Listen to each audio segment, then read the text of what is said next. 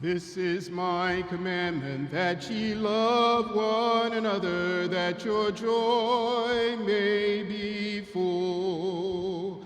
That your joy may be full. That your joy may be full.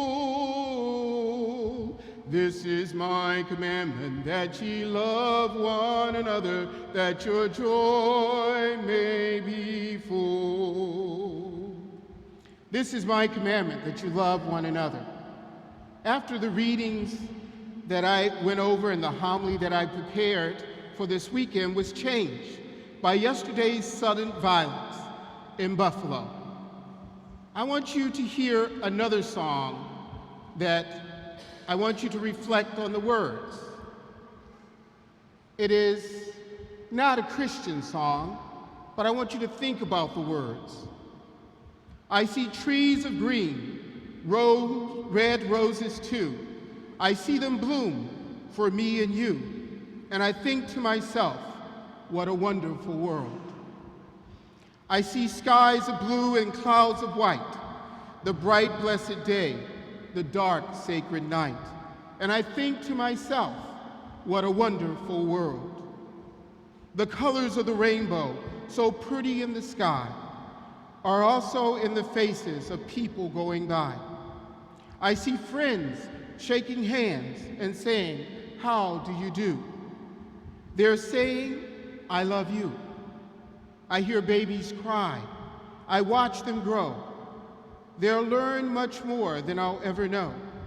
And I think to myself, what a wonderful world. Yes, I think to myself, what a wonderful world. I want each and every one of us to do me a favor at this time. I want you to look to the person on your right. Turn to your right. Turn to the person on your left. Look at the person in back of you. What a wonderful world. In Genesis, God created everything, and he found that everything was good. And he loved what he created. But somehow in our world, in our society, we all sometimes think we know what is good. What is good is that a couple of weeks ago, we celebrate what was very good. Jesus offering his life on the cross, Jesus giving up his life, not for a color, but for a human race, to redeem a human race. Not by the language that they speak, not by the color of who they are, but so that each and every person may know that God loves you. He gave his life not because you're rich or because you're poor. He gave his life because he loved you. How do I love people that are so different than I am? How do I love people that is so different than I am? Jesus shows us. Mary Magdalene, they complained, they griped, they picked that she was washing his feet and drying them with her hair. What a sinful woman. But he showed Mary Magdalene his love. Judas Iscariot, although he betrayed Jesus, he still loved Judas Iscariot. And Peter, although Peter denied him 3 times, he still loved Peter. Why? Because these men and women are all created in God's image, and they are to be loved. The challenge today that I'm going to put forth with all of us here in the church, between my friar brothers and myself.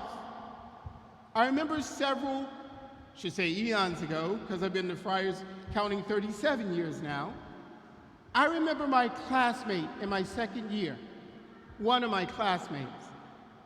He asked me a pretty stupid question. He goes, Henry, I work at the Boston hospital, because that's where he did his ministry. And I spoke to an African-American lady there. You don't talk the way that she talks. Then he went on to say to me, well, you play tennis and you like soccer. You don't like football and basketball. Then he goes on to me and says, you like going to the symphony. And I looked at him. I told him to get out of my room.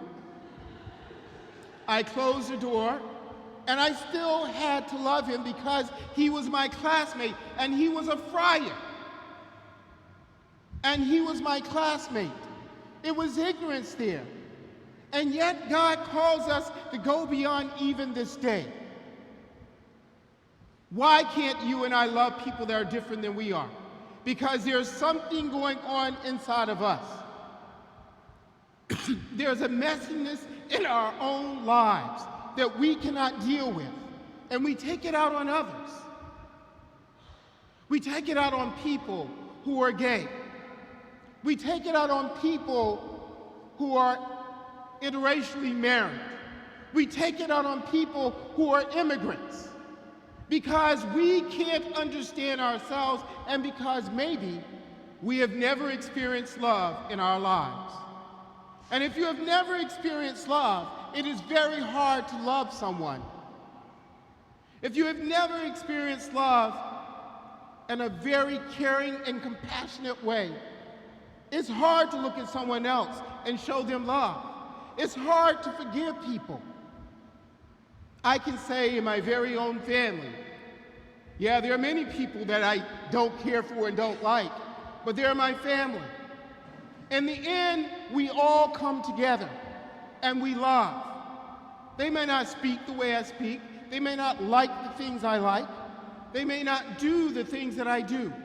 But at the end of the day, as Christians, we are all called to love one another. The challenge of the gospel for us as Christians is, do you love one another? Do you love the person you looked at to your right? Do you love the person you looked at to your left? Do you love the person you looked at behind you? And do you love people because they are created in God's image and likeness? What a wonderful world. When you look at the trees, the sun, the moon and the sky and the stars, and when you look at each individual, you see God's love. This is my commandment. Love one another. Not by the language they speak, not by the color that they are, and not by the sexual origin that they are, but you love them because God loved them and has created each and every person in his image and likeness. This is God's commandment. This is what you and I are called to do. And if we keep our mouths shut and we don't say anything because of fear, then we've already spoken. This is my commandment. Love one another as I have loved you. May the Lord give you his peace.